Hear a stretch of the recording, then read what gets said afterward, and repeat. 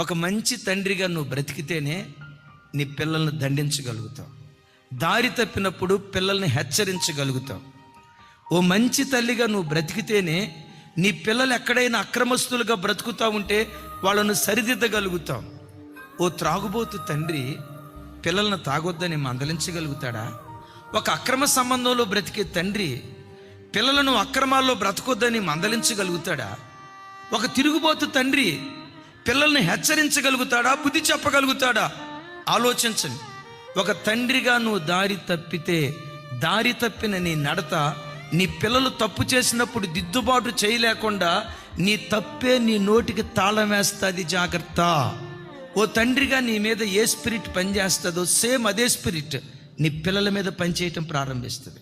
ఒక తల్లిగా నీ మీద ఏ ఆత్మ పరిపాలన చేస్తుందో అదే ఆత్మ నీ పిల్లలను పరిపాలన చేయటం ప్రారంభిస్తుంది. ఒక తల్లిగా నువ్వు కన్నీటి ప్రార్థన పరురాలు అయితే నీ కడుపున పుట్టిన పిల్లలు కూడా కన్నీటి ప్రార్థన పరులుగా మార్చబడతారు.